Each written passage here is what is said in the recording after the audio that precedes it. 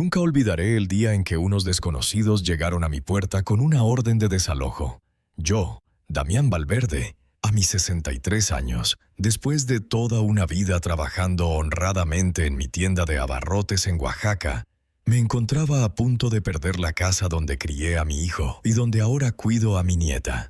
Todo por la traición de Mateo, mi propio hijo, quien había hipotecado mi casa a mis espaldas para pagar sus deudas de juego. Pero antes de continuar con la historia, cuéntenme en los comentarios desde dónde la ven, denle me gusta y suscríbanse al canal. Su apoyo es muy importante. Esa mañana había comenzado como cualquier otra. Me levanté a las 6, preparé café de olla y revisé las tareas de Itzel antes de despertarla para ir a la escuela. Mi nieta vive conmigo desde que su madre nos abandonó hace 3 años. Mateo nunca supo cómo manejar esa situación y comenzó a ausentarse cada vez más, dejándome la responsabilidad de criar a la pequeña. Después de que Itzel subió al transporte escolar, regresé a casa y me senté en mi sillón favorito para leer el periódico. Apenas eran las 8 de la mañana cuando el timbre sonó. Al abrir la puerta me encontré con 3 hombres, 2 vestidos formalmente con trajes y uno con uniforme que parecía ser de alguna autoridad municipal. ¿Es usted el señor Damián Valverde?, preguntó el más alto de ellos, un hombre de aspecto severo. Sí, soy yo. ¿En qué puedo ayudarles? Somos representantes de Financiera Nacional. Tengo que entregarle este documento oficial. Me extendió un folder con papeles. Es una notificación de desalojo. Según nuestros registros, esta propiedad está hipotecada y los pagos llevan 3 meses en mora. Sentí como si me hubieran dado un puñetazo en el estómago. Debe haber un error. Yo no he hipotecado mi casa. Esta propiedad está completamente pagada desde hace años. El hombre negó con la cabeza. Lo siento, señor Valverde, pero los documentos están en regla. La hipoteca fue firmada hace 6 meses por usted mismo. Eso es imposible. Mi voz sonó más fuerte de lo que pretendía. Yo nunca firmé nada semejante. El segundo hombre, quien había permanecido en silencio, intervino. Señor, entendemos su confusión, pero los papeles tienen su firma autenticada ante notario. Tiene 15 días para desalojar o cubrir el monto pendiente de 780,000 pesos. Me quedé paralizado. Era una cantidad imposible para mí. Mi pequeña pensión apenas alcanzaba para nuestros gastos mensuales y la educación de Itzel. Necesito ver esos documentos. Exigí con las manos temblorosas. Me entregaron una copia de la supuesta hipoteca. Efectivamente, ahí estaba una firma muy similar a la mía, pero yo sabía que jamás había firmado tal cosa. Entonces vi el nombre del cofirmante, Mateo Valverde, mi hijo. ¿Puedo quedarme con estas copias?, pregunté tratando de mantener la compostura. Claro, son suyas. Volveremos en 15 días. Le recomendamos buscar asesoría legal lo antes posible. Después de que se marcharon, me derrumbé en mi sillón. Mi casa, el único patrimonio que tenía para dejarle a Itzel, estaba a punto de ser arrebatada. Miré la firma una y otra vez. Era muy parecida a la mía, pero tenía pequeñas diferencias que solo yo podría notar. Alguien había falsificado mi firma, y ese alguien tenía que ser Mateo. Llamé inmediatamente a su teléfono, pero como era de esperarse, no contestó. Hacía semanas que no sabía de él, lo cual ahora cobraba un terrible sentido. Decidí llamar a Nayeli Sotelo, mi vecina y amiga de muchos años, quien trabaja como secretaria en un despacho de abogados. Nayeli, necesito tu ayuda urgentemente, le dije cuando contestó.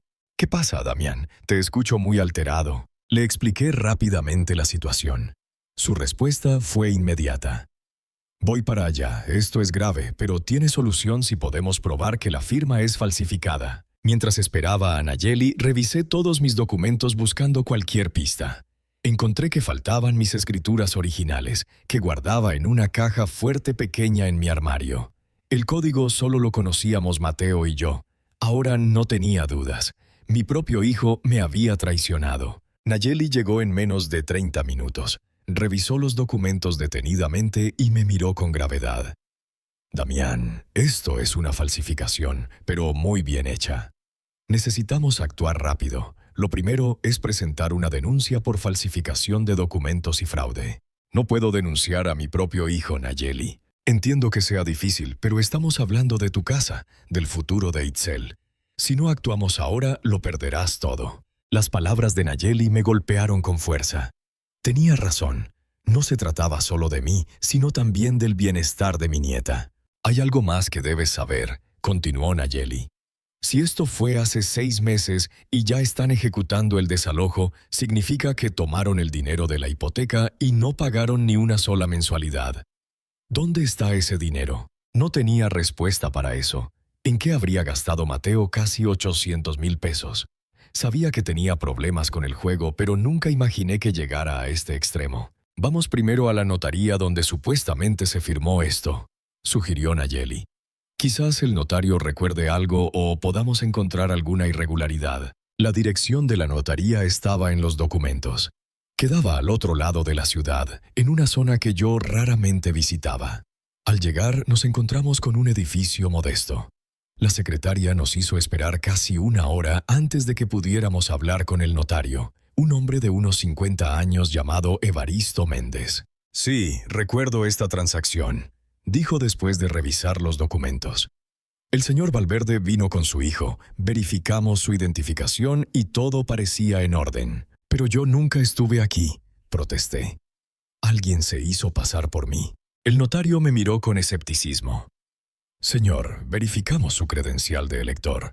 Tenemos incluso una copia en el expediente. Cuando me mostró la copia, quedé atónito. Era mi credencial, pero la foto había sido manipulada. El rostro se parecía al mío, pero definitivamente no era yo. Esta no es mi credencial actual, expliqué. Mire, saqué mi identificación oficial de la cartera. La mía fue renovada hace 2 años. Esta que tienen ustedes es una versión antigua y la foto ha sido alterada. El notario comparó ambos documentos con cuidado y su expresión cambió. Esto es muy grave. Si lo que dice es cierto, se ha cometido un fraude y mi notaría ha sido utilizada para ello. Necesito que me dé una constancia escrita de esta irregularidad, intervino Nayeli. Y también necesitamos saber quién más estaba presente ese día.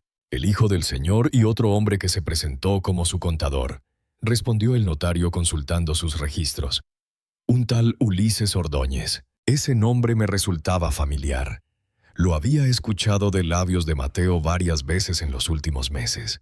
Es un amigo que me está ayudando con mis finanzas, me había dicho. El notario nos proporcionó una declaración escrita reconociendo la posible falsificación y se comprometió a cooperar si presentábamos una denuncia formal. Con ese documento, Nayeli sugirió que fuéramos directamente a la fiscalía. Antes necesito hablar con Mateo, le dije. Quiero escuchar de su propia boca por qué lo hizo. Damián, eso puede alertarlo y podría huir o destruir evidencia. No puedo denunciarlo sin darle la oportunidad de explicarse. Es mi hijo Nayeli. Ella suspiró, pero respetó mi decisión. Está bien, pero seré yo quien llame. Si sabe que has descubierto todo, no contestará tu llamada. Utilizando su teléfono, Nayeli logró contactar a Mateo. Le dijo que era urgente que viniera a mi casa por un asunto familiar. Sorprendentemente, Mateo accedió a venir esa misma tarde. Mientras esperábamos, me sentía enfermo de preocupación, no solo por la casa, sino por lo que todo esto significaría para Itzel. ¿Cómo le explicaría que su padre había intentado dejarnos sin hogar? La pequeña adoraba a Mateo a pesar de sus continuas ausencias. ¿Qué vamos a hacer con Itzel?, le pregunté a Nayeli. Sale de la escuela a las 2 y no quiero que esté presente cuando confrontemos a Mateo. Puedo pedirle a mi hija que la recoja y la lleve a mi casa. Pueden hacer la tarea juntas y ver películas. Así tendremos tiempo de resolver esto. Acepté agradecido. Nayeli llamó a su hija y arregló todo. Me sentí afortunado de tener una amiga como ella en momentos tan difíciles. A las 4 de la tarde, el timbre sonó nuevamente. Era Mateo. Al verlo entrar, noté inmediatamente que algo no estaba bien con él. Había perdido peso, tenía ojeras pronunciadas y su mirada era esquiva, incapaz de encontrarse con la mía. «¿Qué pasa, papá? ¿Por qué tanto misterio?», preguntó fingiendo normalidad. Sin decir palabra, le mostré los documentos de la hipoteca. Su rostro palideció instantáneamente. «Mateo, vinieron a notificarme que tenemos 15 días para desalojar la casa. ¿Qué hiciste?». Su mirada iba de los papeles a mi rostro, buscando desesperadamente una salida. ¿Puedo explicarlo?, balbuceó. Es solo un préstamo temporal. Voy a pagarlo todo, lo prometo. ¿Con qué dinero? Han pasado 6 meses y no has pagado ni una mensualidad. ¿Dónde están los 780,000 pesos, Mateo? Se derrumbó en el sofá, cubriéndose el rostro con las manos. Las cosas se complicaron. Tenía deudas mucho más grandes de lo que te imaginas. ¿Deudas de juego?, pregunté, aunque ya conocía la respuesta. Asintió sin levantar la mirada. Empezó como algo pequeño, pero luego intenté recuperar lo perdido y solo empeoró. Cuando ya no pude pedir más préstamos a mi nombre, Ulises sugirió que falsificaras mi firma y robaras mis escrituras. Mi voz temblaba de indignación. No fue idea mía, papá. Ulises dijo que sería fácil, que nadie se daría cuenta. Él se encargó de todo lo de la notaría. Me prometió que conseguiríamos el dinero para pagar antes de que hubiera problemas. ¿Y dónde está ese dinero ahora? Mateo se quedó en silencio, lo cual fue respuesta suficiente. Lo había perdido todo, probablemente en las mismas mesas de juego donde comenzó su problema. ¿Sabes lo que has hecho?, le pregunté con una calma que no sentía. No solo me has traicionado a mí, sino también a Itzel. Esta casa es todo lo que tengo para dejarle. Es su seguridad, su futuro. Lo sé, papá, lo siento tanto. Comenzó a llorar, algo que no había visto hacer desde que era niño. Estoy enfermo, no puedo controlarme cuando se trata de apostar. Nayeli, quien había permanecido en silencio, intervino. Mateo, esto va más allá de una adicción. Es un delito grave, falsificación de documentos, fraude, suplantación de identidad. Podrías ir a la cárcel por varios años. No sabía qué más hacer, sollozó. Esas personas me amenazaron. Dijeron que le harían daño a Itzel si no pagaba. Sentí un escalofrío recorrer mi espalda. ¿Quiénes te amenazaron? Hombres que trabajan para un prestamista llamado El Cobra. Les debía más de $500,000. Ulises dijo que conocía a este prestamista y que podía negociar por mí, pero necesitaba garantías. Por eso la casa.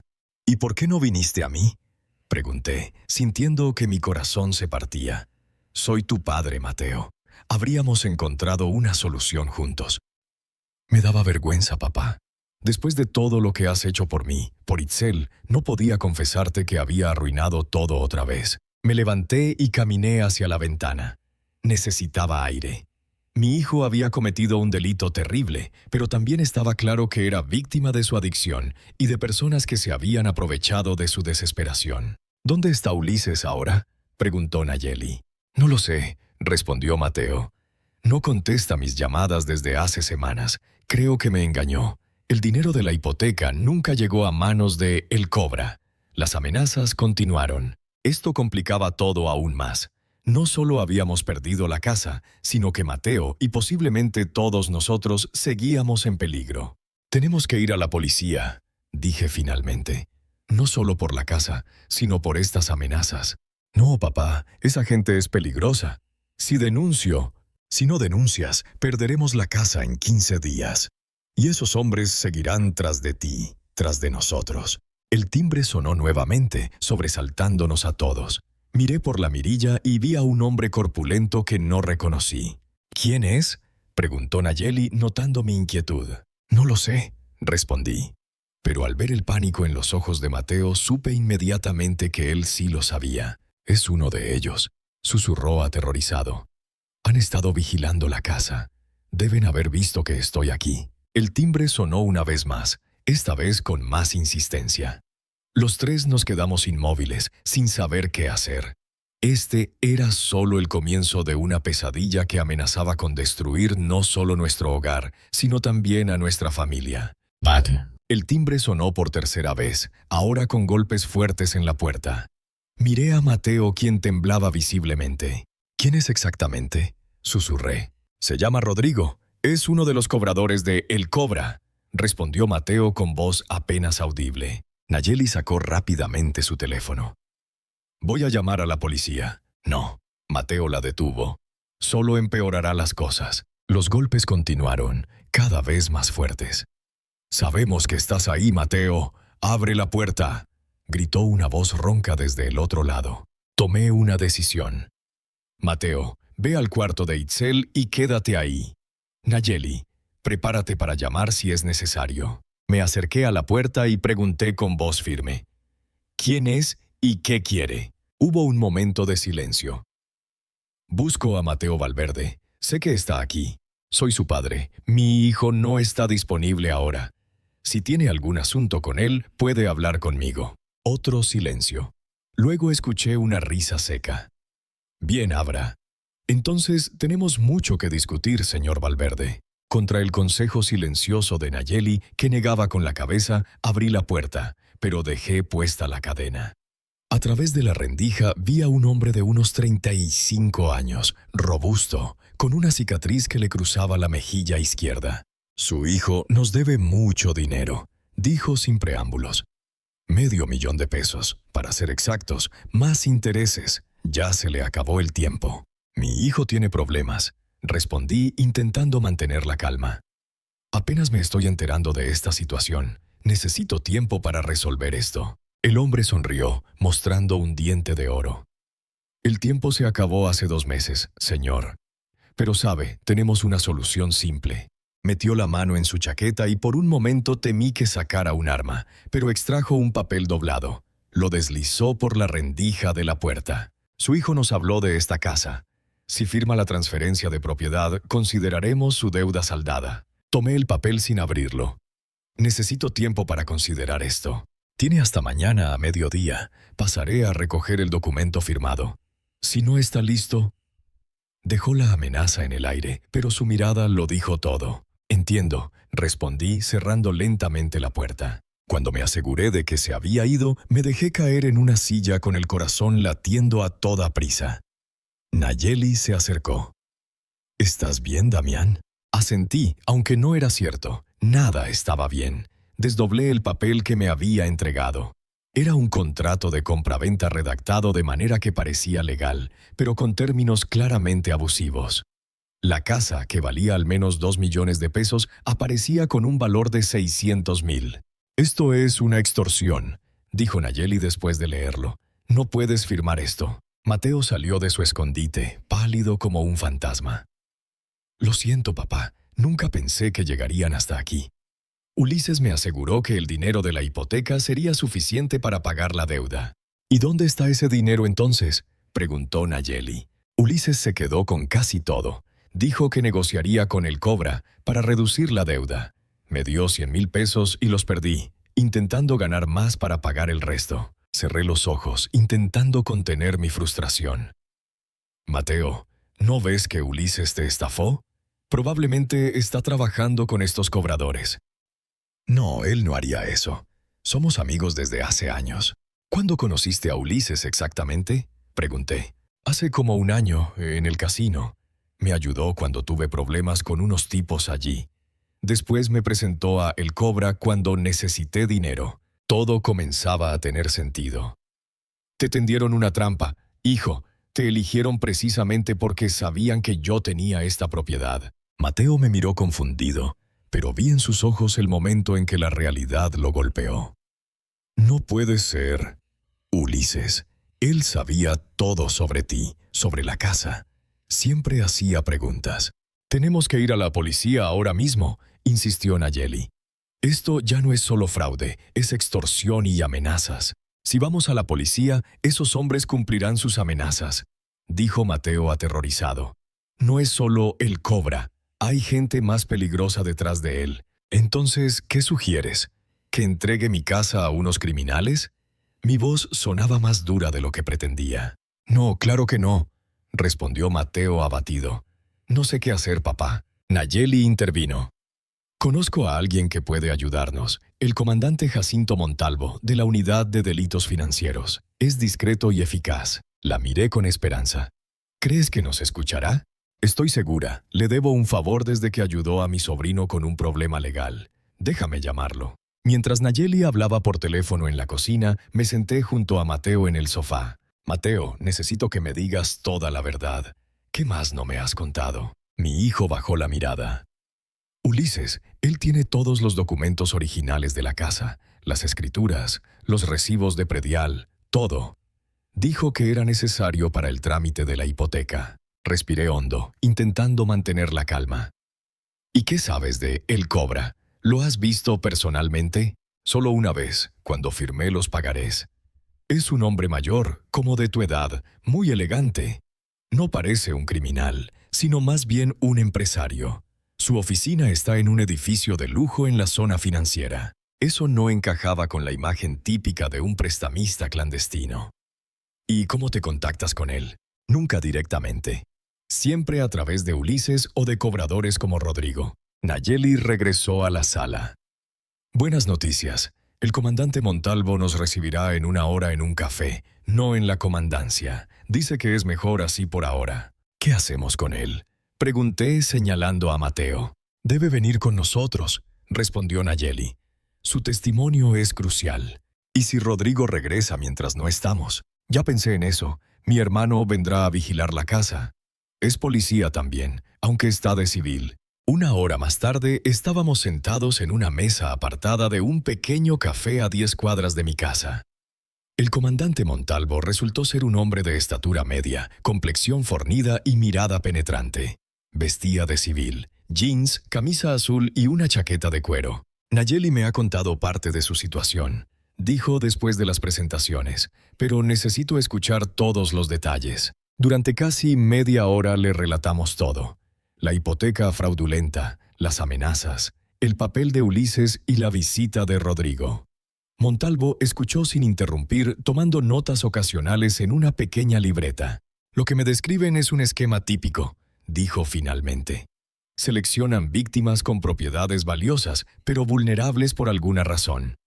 En este caso, usaron a su hijo como puerta de entrada.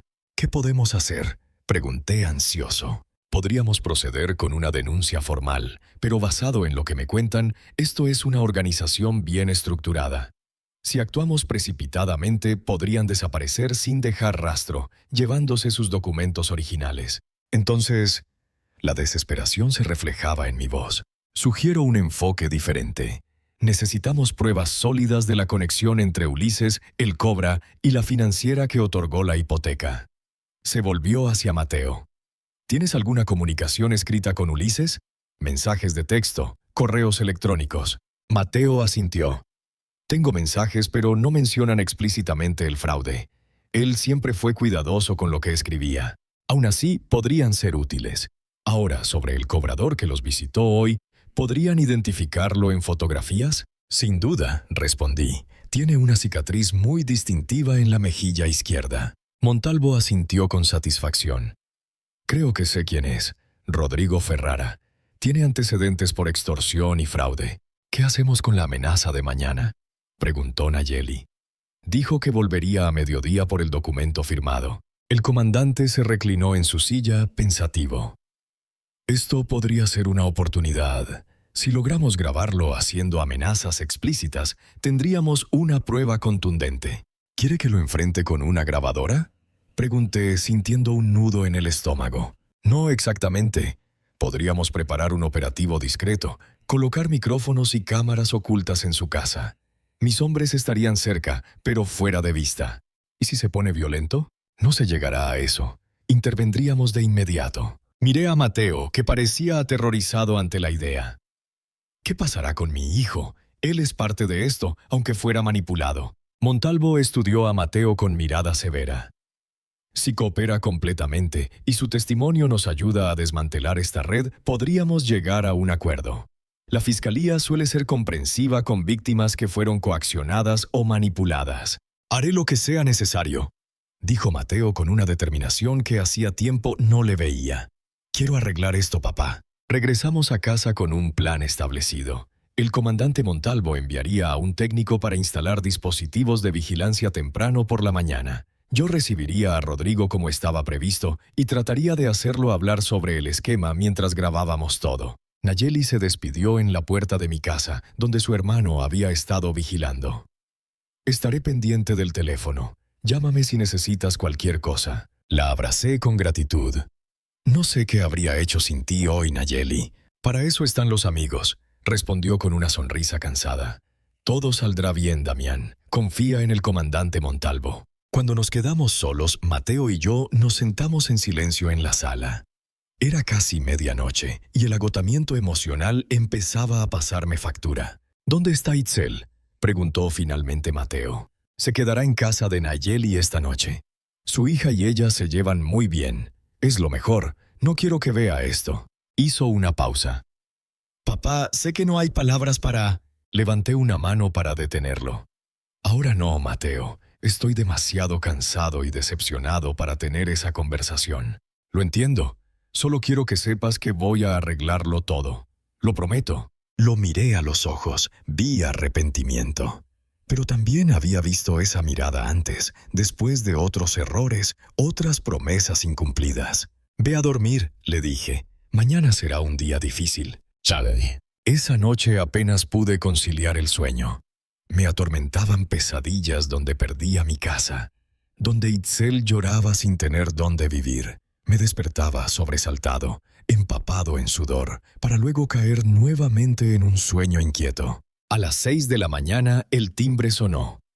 Era un hombre joven que se identificó como técnico enviado por el comandante Montalvo. En menos de una hora instaló pequeñas cámaras y micrófonos en lugares estratégicos de la sala y el recibidor. Son dispositivos de última generación, explicó, totalmente indetectables a simple vista. Transmiten a una unidad receptora que estará en una van a 2 casas de distancia. Cuando terminó su trabajo recibí una llamada de Montalvo. Todo está listo, señor Valverde. Mis hombres están en posición. Recuerde, lo importante es conseguir que Rodrigo mencione explícitamente la extorsión y su conexión con Ulises y el Cobra. Y si se niega a hablar, muéstrese dudoso sobre firmar. Diga que necesita garantías de que su hijo estará a salvo. Eso debería provocarlo a dar más detalles sobre la operación. El tiempo hasta el mediodía pasó con una lentitud agonizante. Mateo se mantuvo encerrado en su antigua habitación, demasiado nervioso para enfrentar lo que vendría. Yo intenté distraerme preparando café, arreglando papeles, cualquier cosa para mantener mis manos ocupadas y mi mente alejada del miedo. A las 12 en punto, el timbre sonó. Respiré hondo y abrí la puerta. Rodrigo estaba allí, con la misma sonrisa inquietante del día anterior. «Señor Valverde, veo que me esperaba. ¿Tiene el documento firmado?» «Pase», le dije, haciéndome a un lado. «Necesitamos hablar sobre esto». Entró con paso confiado, como si la casa ya le perteneciera. Se sentó sin ser invitado en mi sillón favorito. «No hay mucho que hablar. ¿Firmó o no?» Tomé el contrato de la mesa y fingí revisarlo. «Tengo algunas dudas. Este documento establece un precio muy por debajo del valor real de mi propiedad. Ese no es mi problema. La deuda de su hijo es lo que es. Antes de firmar, necesito garantías.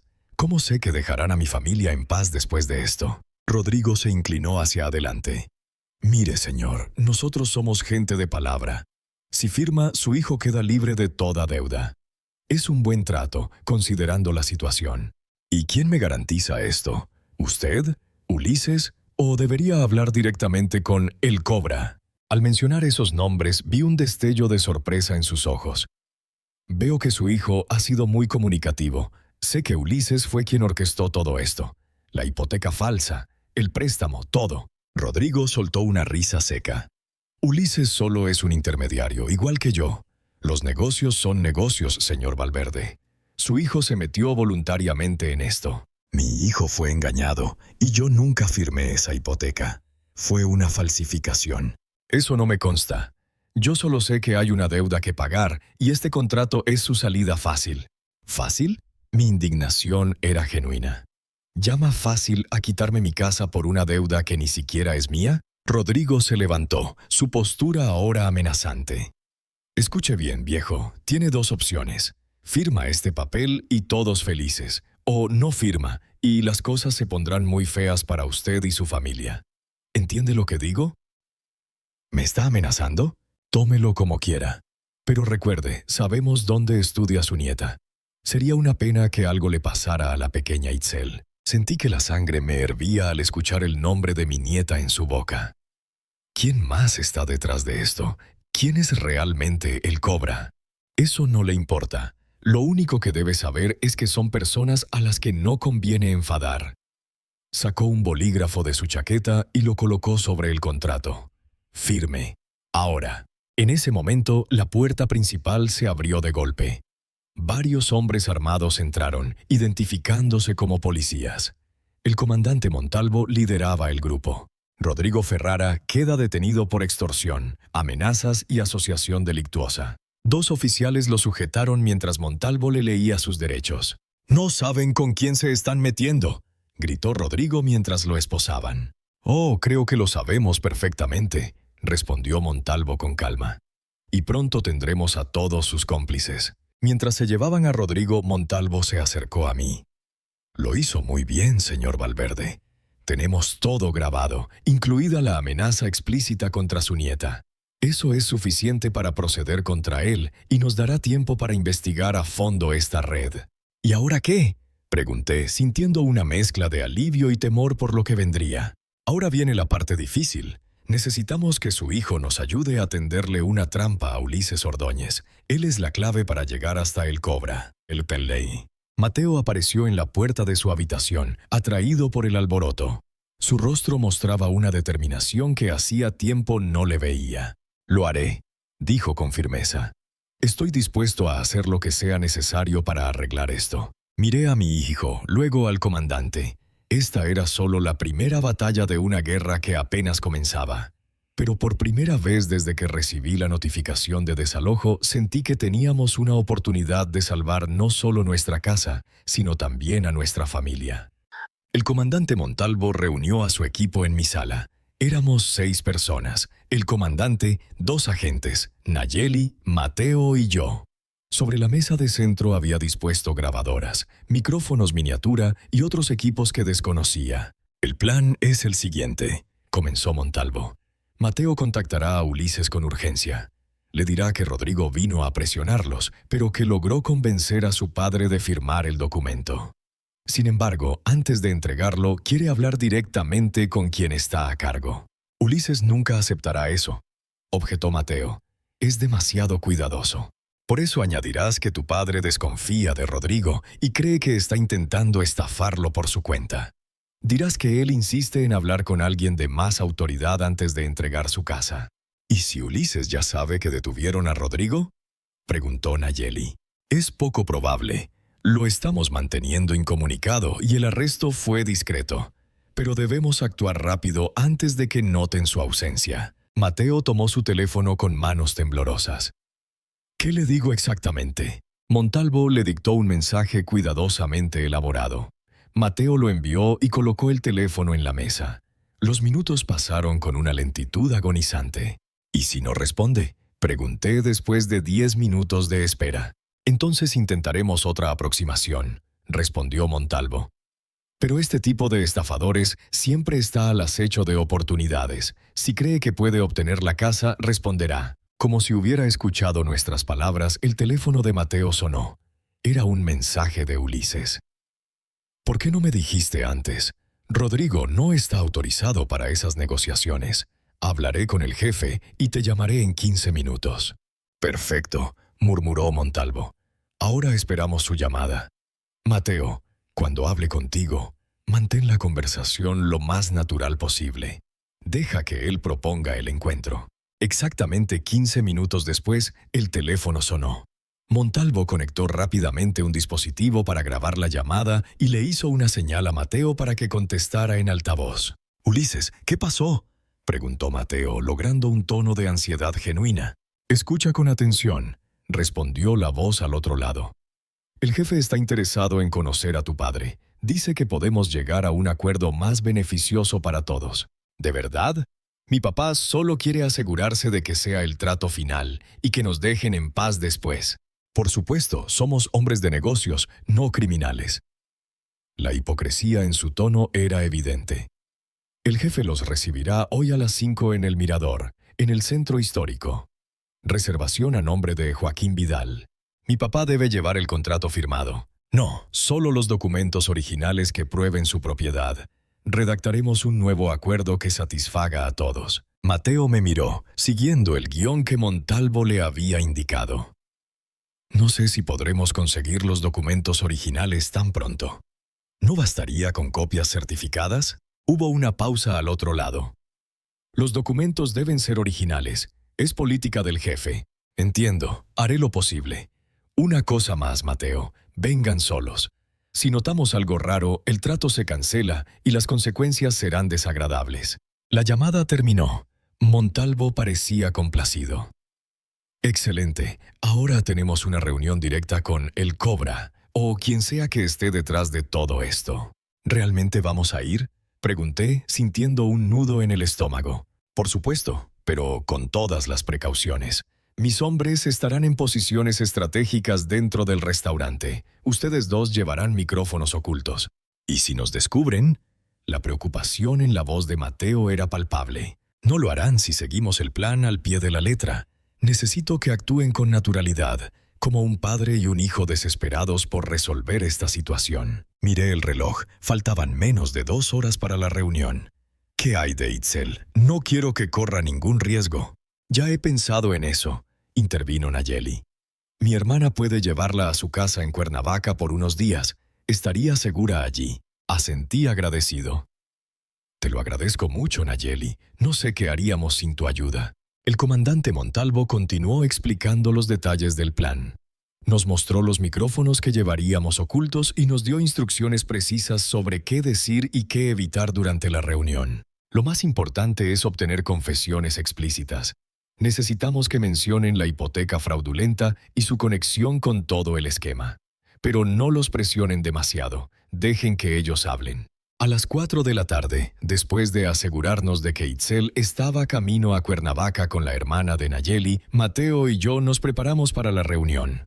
Montalvo revisó una última vez los equipos de grabación. Recuerden, mis hombres estarán cerca en todo momento. Ante cualquier señal de peligro, intervendremos de inmediato. ¿Cómo sabremos quién es el Cobra?, preguntó Mateo.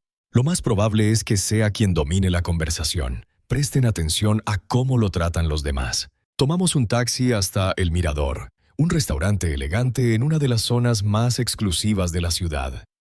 Al llegar, nos detuvimos un momento en la entrada. Ambos estábamos nerviosos, pero decididos a seguir adelante. «Papá», dijo Mateo en voz baja, «quiero que sepas que, pase lo que pase ahí dentro, voy a arreglar todo esto. Te lo prometo». Lo miré a los ojos y vi una determinación que no había visto en años. A pesar de todo lo ocurrido, seguía siendo mi hijo. «Lo haremos juntos», respondí simplemente. El restaurante estaba decorado con elegancia discreta. Un anfitrión nos recibió en la entrada. «¿Tienen reservación?» «Sí, a nombre de Joaquín Vidal», respondí. El hombre consultó su lista. «Ah, sí, el señor Vidal los está esperando. Por aquí, por favor». Nos condujo hasta un área privada al fondo del restaurante, separada del salón principal por mamparas decorativas. Allí, en una mesa para 4 personas, estaban sentados Ulises y un hombre mayor que nunca había visto. Ulises se levantó al vernos. Aparentaba unos 40 años, bien vestido y con un aire de confianza que rozaba la arrogancia. «Mateo, señor Valverde, me alegra que hayan venido. Les presento a don Joaquín». El hombre mayor permaneció sentado. Tenía alrededor de 65 años, cabello plateado perfectamente peinado, traje impecable y un reloj que, incluso para mi ojo inexperto, parecía extremadamente costoso. Nos miró con la frialdad calculadora de un depredador evaluando a su presa. «Siéntense, por favor», dijo con una voz sorprendentemente suave. Nos acomodamos frente a ellos. Un mesero apareció de inmediato para tomar nuestra orden de bebidas. «Un whisky para mí», pidió don Joaquín. «Y para nosotros, agua mineral, por favor», respondí, necesitando mantener la cabeza clara. «Lo mismo», añadió Mateo. Cuando el mesero se retiró, don Joaquín fue directamente al grano. «Entiendo que ha habido algunos malentendidos con respecto a la deuda de su hijo y su propiedad, señor Valverde. Yo no llamaría malentendido a falsificar mi firma e hipotecar mi casa sin mi conocimiento», respondí, intentando controlar mi indignación. Don Joaquín levantó una mano en gesto conciliador. «Reconozco que se han cometido errores por ambas partes, pero estoy aquí para ofrecer una solución que beneficie a todos». «¿Qué tipo de solución?», Pregunté, siguiendo las indicaciones de Montalvo de mostrarme interesado pero cauteloso. Su hijo contrajo una deuda considerable con mi organización. La cantidad original era de $500,000, pero con los intereses acumulados ahora asciende a casi 900,000.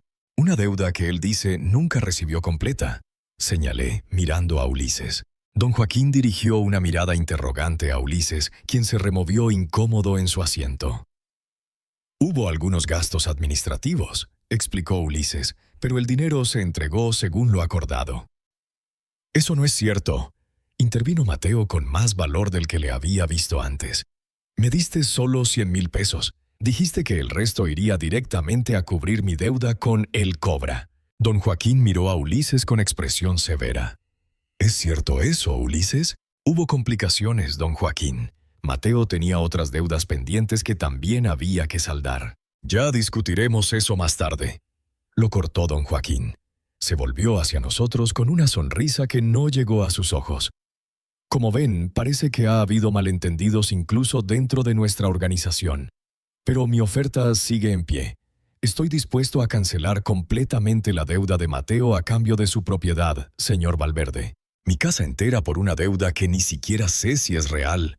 Pregunté, dejando traslucir mi indignación. Puedo mostrarle los pagarés firmados por su hijo, respondió con calma. En cuanto a la hipoteca, entiendo que ha habido irregularidades en el proceso. Estoy dispuesto a ignorar eso y ofrecerle un trato limpio, de frente. ¿Por qué debería confiar en usted cuando su organización ya me ha estafado una vez? El mesero regresó con nuestras bebidas, interrumpiendo momentáneamente la conversación. Cuando se alejó, don Joaquín se inclinó hacia adelante. Señor Valverde, seré franco con usted. Su hijo se metió en problemas graves. Mis métodos para cobrar deudas suelen ser efectivos. Le estoy ofreciendo una salida digna. Su casa a cambio de cancelar la deuda y garantizar la seguridad de su familia. ¿Me está amenazando? Le estoy explicando la realidad de la situación. Su tono era suave, pero las implicaciones eran claras. Decidí presionar un poco más, siguiendo el plan de Montalvo. ¿Qué garantía tengo de que cumplirá su palabra? Ya han falsificado mi firma una vez para la hipoteca. Ah, eso fue iniciativa de Ulises, respondió, lanzando una mirada fría a su subordinado. Él identificó su propiedad como una buena oportunidad y utilizó a su hijo para acceder a ella. Bastante ingenioso, aunque demasiado complicado para mi gusto. Mi corazón dio un vuelco. Acababa de confirmar su conocimiento de la falsificación, exactamente lo que necesitábamos. ¿Entonces admite que la hipoteca es fraudulenta? Dije, intentando mantener la calma. Digamos que fue un medio para llegar a un fin. Lo que le ofrezco ahora es mucho más directo. Un contrato de compraventa, justo aquí, sin trucos. ¿Y el banco? Ellos tienen una hipoteca sobre mi propiedad. Don Joaquín sonrió. No se preocupe por eso. Tenemos contactos en la financiera que pueden resolver esa situación. Al final, usted queda libre de problemas, su hijo libre de deudas, y yo obtengo una propiedad con excelente ubicación para uno de mis negocios legítimos. ¿Qué negocios legítimos? Pregunté, recordando la instrucción de Montalvo de hacerlo hablar lo más posible sobre sus actividades. Inversiones inmobiliarias principalmente. Su casa está en una zona que se está revalorizando rápidamente. En 5 años valdrá el doble. Mateo, quien había permanecido callado, intervino. ¿Qué pasa si mi padre no acepta? Don Joaquín lo miró con frialdad. Entonces ejecutaremos la hipoteca a través de la financiera. El proceso legal es más largo y molesto, pero el resultado será el mismo. Con la diferencia de que tú, Mateo, seguirás debiéndonos el monto original más intereses. Y supongo que sus métodos efectivos para cobrar continuarían, añadí, naturalmente. Su sonrisa se volvió depredadora. Incluido el interés compuesto diario. Así que, ¿por qué no nos ahorramos todos ese desagradable escenario? Fingí considerar la oferta, como me había indicado Montalvo. Necesitaría más detalles sobre este acuerdo. Por supuesto. Don Joaquín hizo un gesto a Ulises, quien sacó un documento de su maletín. Aquí está el contrato. Como verá, ofrecemos 700,000 pesos por su propiedad. Eso es menos de la mitad de su valor real, protesté. Es el valor de la deuda de su hijo, más un pequeño extra por las molestias. Considérelo como el costo de la tranquilidad para su familia. Revisé el contrato lentamente, ganando tiempo. ¿Y si quisiera negociar un monto mayor? No estamos en posición de negociar, señor Valverde. Esta es una oferta única. En ese momento noté a dos hombres que se sentaban en una mesa cercana. Reconocí a uno de ellos como parte del equipo de Montalvo. La trampa estaba lista. Antes de considerar esto seriamente, necesito saber exactamente con quién estoy tratando. ¿Es usted el cobra? Don Joaquín se tensó visiblemente. Los nombres no importan en los negocios, señor Valverde. A mí sí me importan. Si voy a entregar mi casa, quiero saber quién está detrás de todo esto. ¿Quién organizó la falsificación de mi firma? ¿Quién manipuló a mi hijo? ¿Quién envió matones a amenazar a mi familia? Por primera vez vi un destello de ira en sus ojos. Cuidado con sus acusaciones, señor Valverde. Le estoy ofreciendo una salida honorable a una situación que su hijo creó. Mi hijo fue manipulado por su organización. Ustedes lo atrajeron a las mesas de juego, le ofrecieron préstamos sabiendo que no podría pagarlos, y luego usaron su desesperación para llegar hasta mi propiedad. Es un esquema bien planificado, ¿no es así? Ulises pareció alarmarse.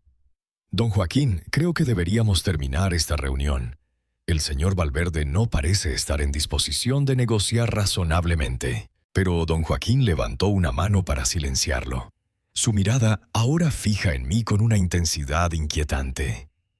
¿Es usted más perspicaz de lo que pensaba, señor Valverde? Sí, identificamos su propiedad hace tiempo como un activo deseable. Su hijo resultó ser el punto de entrada perfecto. Pero eso no cambia los hechos. Tiene una hipoteca fraudulenta sobre su casa que podemos ejecutar en cualquier momento, y su hijo tiene una deuda con nosotros que cobraré de una manera u otra. Así que admite toda la operación, dije, sintiendo que mi corazón se aceleraba. Admito que soy un hombre de negocios que ve oportunidades y las aprovecha. Lo que le estoy ofreciendo ahora es una conclusión civilizada. ¿Civilizada? No pude contener mi indignación. ¿Llama civilizado a extorsionar a un hombre para quitarle su casa usando amenazas contra su familia? Los negocios a veces requieren persuasión, respondió con una sonrisa fría. Ahora, señor Valverde, ¿va a firmar el contrato o prefiere que sigamos por la vía difícil?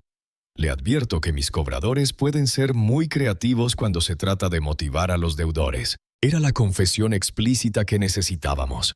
Miré de reojo hacia la mesa donde estaban los agentes de Montalvo.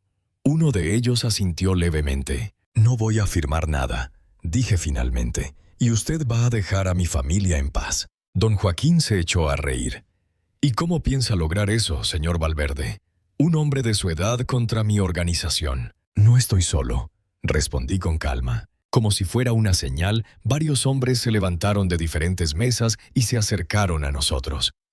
El comandante Montalvo apareció detrás de don Joaquín. Joaquín Vidal, alias El Cobra, queda detenido por extorsión, fraude, falsificación de documentos y amenazas.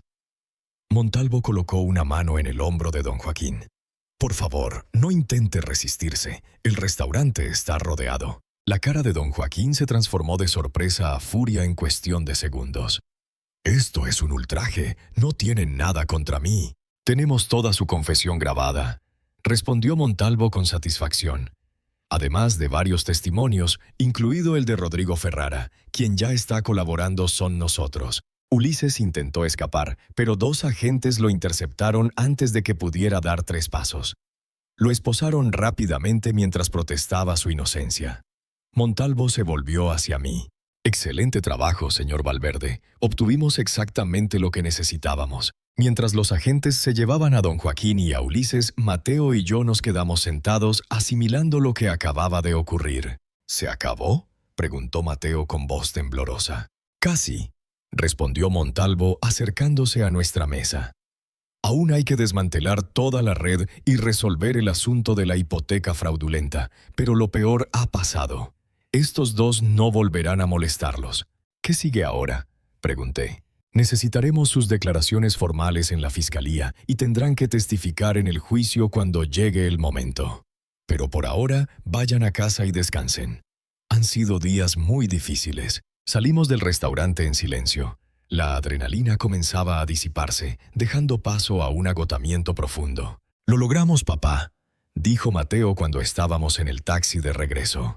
«Sí», respondí, «pero aún queda mucho por resolver». No solo me refería a los aspectos legales de la hipoteca fraudulenta, sino también a nuestra relación. Mi hijo me había traicionado y, aunque entendía que había sido manipulado, la herida seguía abierta. El camino hacia la reconciliación sería largo y difícil. Mientras el taxi avanzaba por las calles nocturnas de la ciudad, pensé en Itzel. Pronto podría regresar a casa, a su hogar, que ahora parecía a salvo. Al menos por eso valía la pena todo lo que habíamos pasado. Pero una parte de mí seguía inquieta. Personas como don Joaquín rara vez actúan solas. ¿Quién más estaría involucrado en esta red de fraudes? ¿Y hasta dónde llegarían para vengarse de quienes los habían expuesto? La semana siguiente a la detención de don Joaquín y Ulises fue un torbellino de declaraciones, papeleo y reuniones con abogados. El comandante Montalvo nos mantuvo informados sobre los avances de la investigación, que resultó ser más extensa de lo que imaginábamos. Hemos descubierto que don Joaquín dirigía una red de fraudes inmobiliarios que operaba en 3 estados. Nos explicó durante una reunión en la Fiscalía. Su organización identificaba propiedades valiosas cuyos dueños tuvieran alguna vulnerabilidad, problemas económicos, familiares con adicciones o situaciones similares a la suya. «¿Cuántas víctimas hay?», pregunté, sobrecogido por la magnitud del esquema. «Hasta ahora hemos identificado 15 casos confirmados, pero sospechamos que puede haber muchos más. Algunas víctimas ni siquiera saben que fueron estafadas todavía». Mateo, quien me acompañaba a todas estas reuniones, parecía hundirse más en su asiento con cada nueva revelación. «¿Qué pasará con los que perdieron sus casas?». «Estamos trabajando en eso», respondió Montalvo. «Se ha abierto un proceso de nulidad para todas las transacciones fraudulentas. En teoría, las propiedades deberían regresar a sus legítimos dueños». «¿En teoría?». El tono de mi pregunta reflejaba mi preocupación. «Estos casos son complicados, señor Valverde. Algunas propiedades ya fueron vendidas a terceros de buena fe. En otros casos, las hipotecas fraudulentas se mezclaron con deudas legítimas». Suspiré profundamente. «¿Y en mi caso específico?». Montalvo consultó unos documentos en su escritorio. «Tenemos buenas noticias. La financiera que otorgó la hipoteca está siendo investigada por complicidad en el fraude. Encontramos evidencia de que varios empleados recibían comisiones por aprobar documentos falsificados. ¿Eso significa que podré recuperar mi casa sin problemas?». «Es muy probable. El juez ya emitió una suspensión temporal de la ejecución hipotecaria. Mientras se resuelve el caso penal, su abogado debería recibir la notificación oficial mañana». Esa noticia me dio el primer momento de verdadero alivio desde que comenzó toda esta pesadilla. Pero aún quedaban muchas heridas abiertas, especialmente entre Mateo y yo. Durante esos días, mi hijo se quedó en casa, durmiendo en su antigua habitación. Había una tensión palpable entre nosotros. Itzel, quien había regresado de Cuernavaca, percibía esa tensión, aunque intentábamos comportarnos normalmente frente a ella. Una tarde, mientras Itzel estaba en la escuela, decidí que era momento de hablar con Mateo. Lo encontré en el patio trasero, sentado en la vieja banca donde solíamos charlar cuando era adolescente. «Pareces preocupado», dije, sentándome a su lado. Mateo asintió sin mirarme. «El abogado que me asignaron dice que podrían darme de 3 a 5 años. Montalvo mencionó que tu cooperación sería considerada para reducir la sentencia. Aún así, iré a la cárcel, papá, y lo merezco. Por mi culpa, casi perdemos la casa». Puse en peligro a Itzel. «Hay muchos factores involucrados», dije, sorprendiéndome a mí mismo por tratar de consolarlo. «Fuiste manipulado. No me justifiques. Sabía lo que estaba haciendo cuando firmé esos documentos. Pensé que podría arreglarlo antes de que descubrieras algo». Hizo una pausa. «Lo peor es que no es la primera vez que te fallo. Toda mi vida has estado rescatándome de mis errores». No podía negar esa verdad. Desde que su madre murió cuando él tenía 12 años, Mateo había sido un chico rebelde, luego un joven problemático y, finalmente, un adulto incapaz de asumir responsabilidades. Cuando su esposa nos abandonó, dejando a Itzel a su cuidado, él simplemente no supo qué hacer. Yo terminé haciéndome cargo de mi nieta casi por completo. ¿Has pensado en lo que pasará con Itzel? Pregunté finalmente. Los ojos de Mateo se llenaron de lágrimas. Todo el tiempo. No quiero que crezca visitando a su padre en prisión. No quiero que sufra más por mis errores. Ella te necesita, Mateo. Te adora a pesar de tus ausencias. Lo sé, y eso me destroza por dentro. No merezco su amor. Se secó las lágrimas con el dorso de la mano. Por eso he tomado una decisión. Voy a pedirte la custodia legal de Itzel mientras estoy ausente. No me sorprendió. De hecho, lo esperaba. Por supuesto que cuidaré de ella. Sabes que es lo más importante para mí. Quiero hacer las cosas bien esta vez, papá. Voy a enfrentar las consecuencias de mis actos sin excusas. Y cuando salga, seré un padre y un hijo del que puedas estar orgulloso. Quería creerle, realmente quería, pero había escuchado promesas similares tantas veces a lo largo de los años que no podía evitar mi escepticismo. Sin embargo, esta vez había algo diferente en su mirada, una determinación que no había visto antes. Un día a la vez, hijo, respondí, poniendo una mano en su hombro. Estamos juntos en esto. Los días siguientes trajeron algunas novedades. El juez asignado a nuestro caso emitió una orden de anulación de la hipoteca fraudulenta, reconociendo oficialmente que yo nunca había autorizado esa transacción. La financiera, intentando evitar una investigación más profunda, ofreció un acuerdo para retirar todos los cargos y compensarme por los daños morales. Es una buena oferta, comentó Nayeli después de revisar los documentos. Recuperas tu casa libre de todo gravamen y te pagan 50,000 pesos como compensación. ¿Qué opina el comandante Montalvo?, pregunté. Dice que es tu decisión. Aceptar el acuerdo no afecta el caso penal contra don Joaquín y su organización. Después de consultarlo con mi abogado, decidí aceptar. No quería prolongar más este proceso, especialmente considerando el bienestar de Itzel. La situación de Mateo, sin embargo, era más complicada. Aunque había cooperado plenamente con las autoridades, seguía enfrentando cargos por complicidad en el fraude. Su audiencia estaba programada para la semana siguiente. La noche anterior a la audiencia, Itzel me sorprendió con una pregunta durante la cena.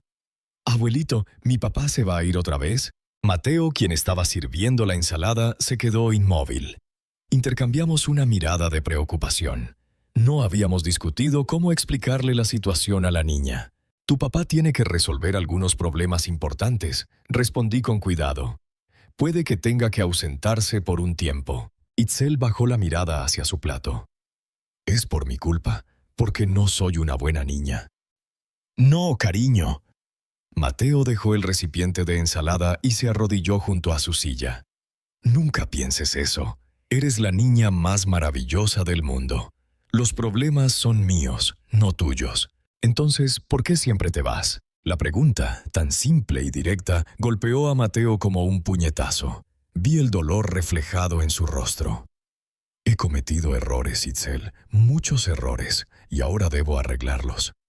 Tomó las pequeñas manos de su hija entre las suyas. «Pero quiero que sepas algo, te quiero más que a nada en este mundo, y cada día que esté lejos pensaré en ti, rezaré por ti y trabajaré para ser un mejor papá cuando volvamos a estar juntos». Itzel lo miró con sus grandes ojos, llenos de una sabiduría impropia de sus 8 años. «¿Lo prometes? ¿Prometes que volverás y no te irás más?» «Te lo prometo, hija, esta vez cumpliré mi promesa». Esa noche, después de acostar a Itzel, encontré a Mateo en la sala contemplando viejas fotografías familiares. Me senté silenciosamente a su lado. «Nunca te he preguntado algo», dijo sin levantar la vista de una foto donde aparecía con su madre cuando era pequeño. «¿Te arrepientes de haberme tenido como hijo?». La pregunta me tomó por sorpresa. «Nunca», respondí sin dudar. «Ni un solo día de mi vida. Incluso después de todo lo que he hecho. ¿Después de casi hacer que perdieras tu casa?» «Mateo, el amor de un padre no funciona así. No es condicional. Te quiero por quien eres, no por lo que haces o dejas de hacer». Por primera vez en muchos días vi una pequeña sonrisa en su rostro. «Eso es exactamente lo que siento por Itzel. Ahora entiendo por qué nunca te rendiste conmigo. Y nunca lo haré». El día de la audiencia llegó con una mezcla de nerviosismo y resignación. Mateo se vistió formalmente con un traje que le había comprado años atrás para la boda de un amigo. Nayeli se ofreció a cuidar a Itzel mientras nosotros íbamos al juzgado. El comandante Montalvo nos encontró en la entrada. «Tengo noticias de último momento», nos informó. La Fiscalía ha acordado reducir los cargos contra Mateo a complicidad en segundo grado, sin intención fraudulenta. «¿Qué significa eso en términos prácticos?», pregunté. «Significa que la pena podría reducirse considerablemente. El juez tiene la opción de imponer una sentencia suspendida con ciertas condiciones». «¿Sentencia suspendida?». Mateo parecía no entender completamente. «Básicamente, no irías a prisión si cumples con ciertas condiciones. Tratamiento para tu ludopatía, servicio comunitario y, por supuesto, no volver a cometer ningún delito». Sentí que un enorme peso se levantaba de mis hombros. «¿Esto es seguro?». «Nada es seguro en un tribunal», advirtió Montalvo. «Pero he hablado personalmente con el fiscal y el juez. Ambos reconocen tu cooperación y el hecho de que fuiste manipulado por la organización de don Joaquín». La audiencia duró menos de lo esperado. El juez, un hombre de mediana edad con una expresión severa pero justa, escuchó los argumentos de la fiscalía y la defensa. Cuando llegó el momento, le preguntó a Mateo si tenía algo que decir. Mi hijo se puso de pie, con las manos temblorosas pero la voz firme. «Su señoría, no busco excusas para mis acciones. Sabía que lo que hacía estaba mal y aún así lo hice. He traicionado la confianza de mi padre y he puesto en riesgo el bienestar de mi hija. Acepto la responsabilidad y estoy dispuesto a cumplir la sentencia que usted considere justa. Solo pido la oportunidad de demostrar que puedo cambiar por el bien de mi familia». El juez lo observó detenidamente antes de emitir su sentencia. 3 años de libertad condicional, 200 horas de servicio comunitario y tratamiento obligatorio para su adicción al juego. Además, debía mantenerse alejado de cualquier casa de apuestas o actividad relacionada. «Señor Valverde», dijo el juez dirigiéndose a Mateo, «le estoy dando esta oportunidad no por lástima, sino porque creo en la capacidad de las personas para redimirse. No la desperdicie. Si viola cualquiera de estas condiciones, cumplirá su sentencia en prisión». «No lo defraudaré, su señoría», respondió Mateo con sinceridad. Al salir del juzgado, Montalvo nos dio una última actualización sobre el caso contra don Joaquín. «La investigación sigue creciendo. Hemos descubierto conexiones con funcionarios bancarios de alto nivel y posiblemente un par de jueces corruptos. Esto va más allá de un simple fraude inmobiliario». «¿Estaremos seguros?», pregunté recordando las amenazas. «Don Joaquín permanecerá en prisión preventiva sin derecho a fianza. Es considerado de alto riesgo de fuga. En cuanto a sus asociados, estamos vigilando de cerca a los que identificamos. Pero sí, creo que pueden estar tranquilos». Nos despedimos del comandante con profunda gratitud. Su intervención había sido crucial, no solo para recuperar nuestra casa, sino posiblemente para salvar a nuestra familia. De regreso a casa, Mateo permaneció en silencio durante parte del trayecto. Finalmente habló. «No merezco esta segunda oportunidad». «Quizás no», respondí con honestidad. «Pero la tienes. Lo que importa ahora es lo que hagas con ella». «Voy a necesitar ayuda, papá. No puedo hacer esto solo». «No estás solo. Nunca lo has estado». Cuando llegamos, encontramos a Itzel y Nayeli horneando galletas en la cocina. El aroma dulce y familiar llenaba la casa. Al vernos, Itzel corrió hacia nosotros, con el rostro iluminado de esperanza. «¿Papá no tiene que irse?», preguntó directamente. Mateo la levantó en sus brazos. «No, mi amor, no tengo que irme». La alegría en el rostro de mi nieta valía más que cualquier casa o posesión material. En ese momento supe que había hecho lo correcto al luchar no solo por nuestro hogar, sino también por nuestra familia. Las semanas siguientes trajeron una nueva rutina a nuestras vidas. Mateo comenzó su tratamiento para la ludopatía y su servicio comunitario en un centro para adultos mayores. Cada día regresaba con historias sobre las personas que conocía allí y, poco a poco, vi cómo iba recuperando algo que había perdido hace mucho tiempo: propósito y dignidad. Un mes después de la sentencia, recibimos una visita inesperada. El comandante Montalvo vino a informarnos personalmente que don Joaquín había sido formalmente acusado de liderar una organización criminal dedicada al fraude. Las pruebas eran abrumadoras y se enfrentaba a una condena mínima de 15 años. Quería que supieran que su testimonio fue crucial. Nos dijo mientras tomábamos café en la sala. Gracias a ustedes, hemos podido desmantelar casi toda la red. Se han recuperado propiedades valoradas en más de 30 millones de pesos. ¿Qué pasó con Ulises?, preguntó Mateo. Aceptó un acuerdo para testificar contra don Joaquín. Recibirá una sentencia reducida, pero pasará al menos 5 años en prisión. Después de que Montalvo se marchó, me quedé contemplando mi hogar con nuevos ojos. Cada rincón, cada mueble, cada fotografía tenía ahora un significado más profundo. No era solo una propiedad que había logrado conservar, era el escenario donde 3 generaciones de nuestra familia habían vivido sus alegrías y tristezas, y donde ahora teníamos la oportunidad de escribir un nuevo capítulo. Esa noche, mientras veíamos a Itzel jugar en el jardín, Mateo me hizo una pregunta que reveló cuánto había cambiado en tan poco tiempo. ¿Crees que algún día podrás volver a confiar en mí completamente, papá? Lo pensé detenidamente antes de responder. La confianza es como esta casa, hijo. Se construye con tiempo, esfuerzo y cuidado constante. Puede dañarse en un momento, pero siempre puede repararse si hay voluntad y trabajo honesto. Estoy dispuesto a trabajar por ello cada día, respondió con determinación. Lo sé, y por eso estoy seguro de que lo lograremos. Mientras el sol se ponía sobre nuestro hogar, nuestro verdadero hogar, no solo de ladrillos y cemento, sino de vínculos y memorias, comprendí que algunas batallas, por dolorosas que sean, merecen ser luchadas hasta el final. No solo por las propiedades materiales que podemos perder, sino por las personas que amamos y por la dignidad que no tiene precio. Mi hijo había cometido un error terrible al hipotecar mi casa a mis espaldas, pero ese error, paradójicamente, nos había dado la oportunidad de reconstruir algo más valioso que cualquier propiedad: nuestra familia. Y mientras observaba a Itzel correr hacia nosotros con una flor silvestre en la mano, supe que todo, el miedo, la angustia, incluso la traición, había valido la pena por este momento de paz y esperanza renovada. El futuro no sería fácil. Tendríamos que trabajar duro para mantener a Mateo en su camino de recuperación y para sanar completamente las heridas del pasado. Pero por primera vez en mucho tiempo, sentí la certeza de que lo lograríamos juntos, como familia, enfrentando cada desafío un día a la vez, valorando cada momento compartido en este hogar que casi perdimos, pero que ahora apreciábamos más que nunca. Si mi historia te conmovió y quieres más relatos como este, no olvides suscribirte a mi canal y activar las notificaciones. Tu apoyo me da fuerzas para seguir compartiendo estas duras experiencias que nos enseñan sobre la vida.